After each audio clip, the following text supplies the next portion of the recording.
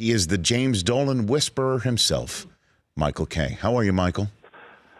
Boy, I never thought I'd be referred to as that, but now that I have been, I'm great. Hey, man, you're the only guy he'll talk to. He won't talk to anybody else. He'll talk at people, but he'll talk to you, Michael. It's odd because, obviously people are going to hear what they want to hear, but I don't think we give him a soft landing. We pretty much ask him every hard question, and I don't think he does himself any favors.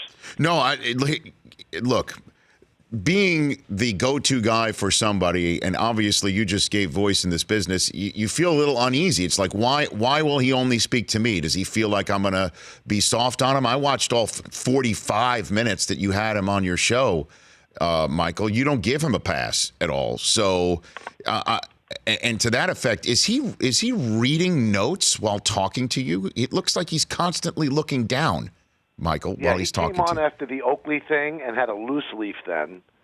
And a lot of people saw a screenshot on Yes where it said notes for interview. Yeah. And yesterday he just brought like a legal pad with all these like scribbling, hieroglyphics on it, and he kept referring to it. And again, that doesn't do him any favors either because, he's talking about his team and he's reading names off, when they picked Mitchell Robinson in the draft. So it was awkward to say the least. Yeah, I mean, that was my if I can have a favorite part where you asked him his concern level over his behavior preventing free agents from coming, especially this summer. I mean, the Porzingis trade, they are all in on July 1st, 2019 right now. And unfortunately for the Knicks, many other franchises across the NBA are as well for the same people. And his response was, we don't tamper, but this is New York, so people tell us that they're coming. He's confident that players are coming, especially since they have this whole roster full of young people who aren't budding stars, mind you, but they're being groomed for role-playing for these future people who he's not tampering with. And then he proceeds to look at a piece of paper because he needs help to know who's on his own roster. That one was and that was just like 45 seconds of insanity. It was strange because if you've been around the Knicks a lot, their two head guys, Mills and Perry, have been trying to temper enthusiasm about getting those two max free agents because if you don't, to me, the Porzingis deal is a failure.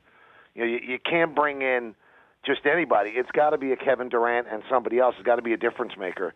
And just from hearing Dolan say that, he is quite certain. Not only did he say they're going to get the two max slots, but they're going to make the playoffs next year and they're going to go deep. This is a team that I believe is 13-53 and about as bad a team as you will ever see.